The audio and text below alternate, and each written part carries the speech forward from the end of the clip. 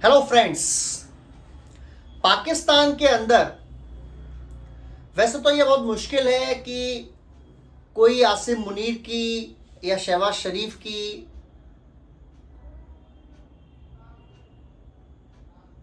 Hello friends, Pakistan के अंदर एक लाल टोपी नाम का बंदा है।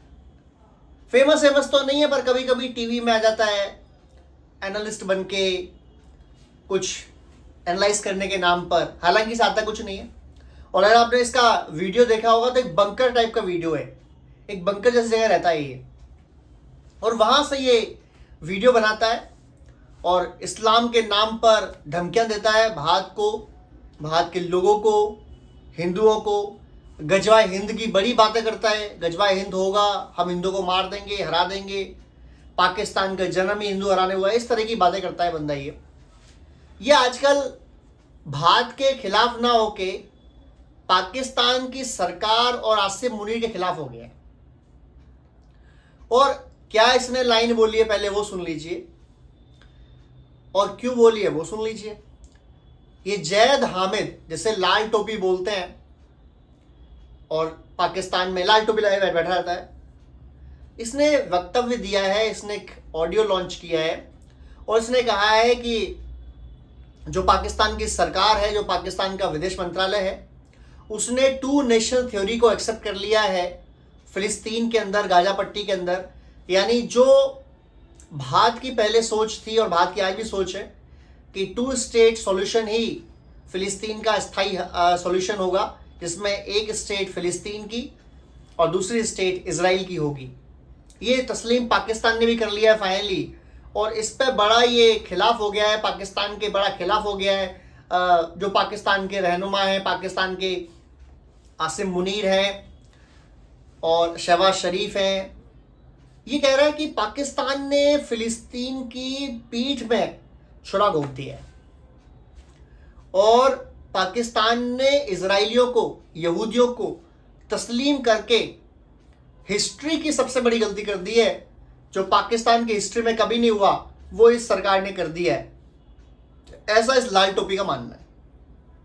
दरअसल हुआ क्या है कि पाकिस्तान की सरकार ने एक नया नोटिफिकेशन जारी किया है, जिसके तहत वो बोलते हैं कि फिलिस्तीन की जो सॉल्यूशन होगी, हमें मानते हैं कि टू स्टेट थ्योरी या टू स्टेट ही इसका सॉल्यूशन होगा, एक स्टेट इजराइल का और एक स्टेट फिलिस्तीन का।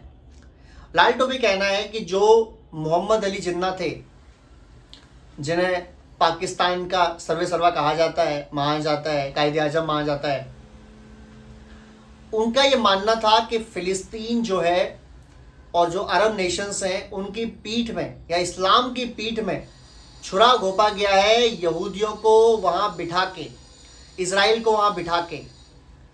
और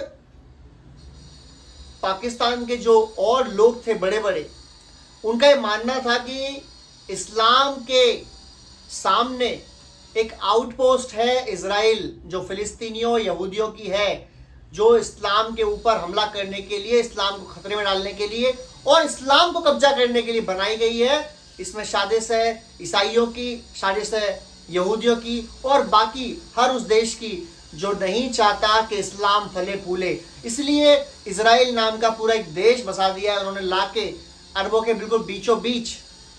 और अरब ये सब जानते हैं कि इजिप्ट की जो वैल्यू हुआ करती थी, जब से इजराइल से हारा है वो वैल्यू खत्म हो गई। और इजराइल को तस्लीम करने वालों में बहुत सारे मुस्लिम कंट्रीज भी हैं, जैसे बहरीन भी है, यूएई भी है, जॉर्डन भी है। ऐसी बहुत सारी कंट्रीज हैं जो मुस्लिम होते हुए उन्होंने इजराइल को तस्लीम कर लिया है। और लाल टोपी कह रहा है कि ये एकदम एकदम छुरा घोंपा गया है इस्लाम की पीठ में, उनका ये मानना है। लाल टोपी कहता है कि जो बड़े बड़े लोग हैं हमारे, चाहे वो कायदे आजम मोहम्मद अली जिन्ना हो या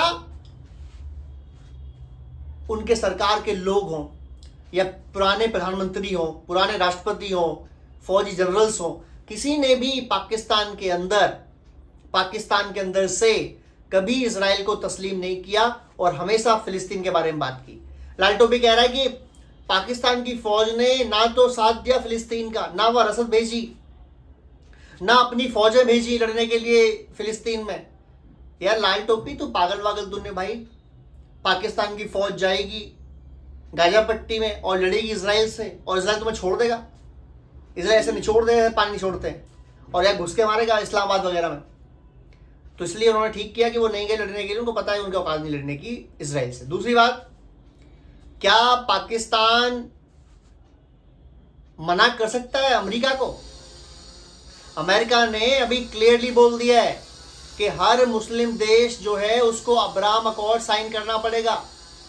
अब अगर अब्राहम अकॉर्ड क्या है? अब्राहम अकॉर्ड ये कहता है कि हर मुस्लिम देश को इजराइल नाम के देश को तस्लीम करना पड़ेगा।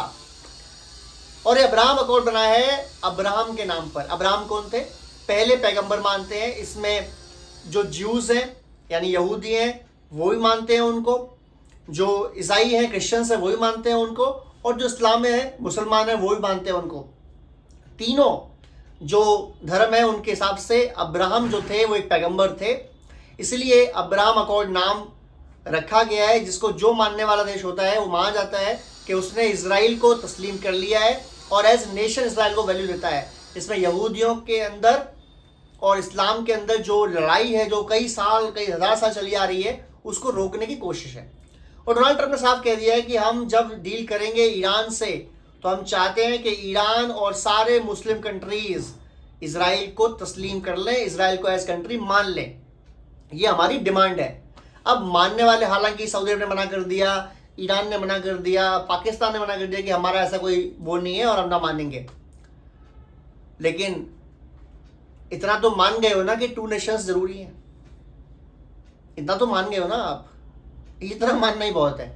आपका ये मान लेना कि 2 Nations theory is acceptable for यहूदी या Jews and Islam and Muslims, तो इसका मतलब ये है कि आप रास्ते पर धीरे धीरे आ रहे हो। अगर आपने ये मान ही लिया कि 2 स्टेट बनने चाहिए, तो भाई दूसरा स्टेट को आप तस्लीम कर रहे हो इनडायरेक्टली, आपने मान ही लिया ना। अगर आप कह रहे हो कि 2 देश होने चाहिए तो दूसरा देश है तभी तो माना। तो पाकिस्तान इनडायरेक्टली अब्राहम अकॉर्ड के ऊपर चल पड़ा है।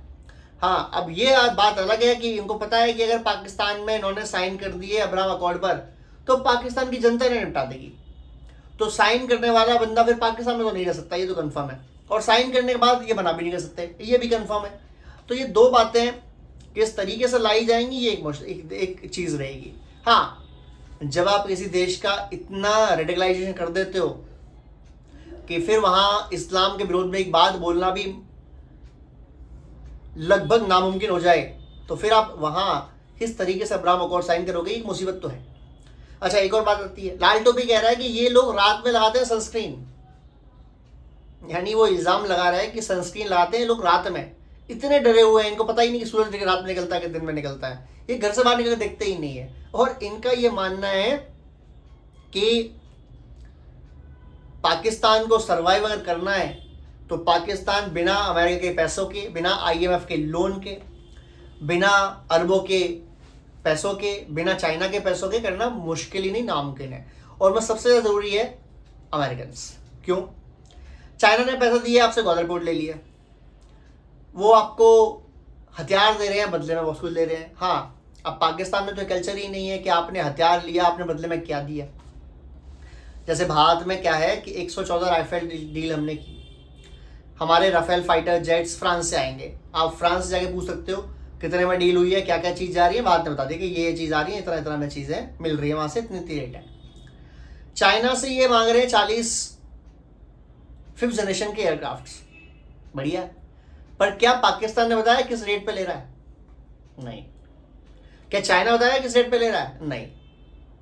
तो कोई सामान आप ले रहे हो, उसकी कोई कॉस्ट तो होगी, कोई कीमत तो होगी। वो कीमत क्या है? अच्छा, अगर वो कीमत है, वो जो कुछ भी कीमत, वो एक्स कीमत है, वो कीमत पाकिस्तान चुकाए कहाँ से?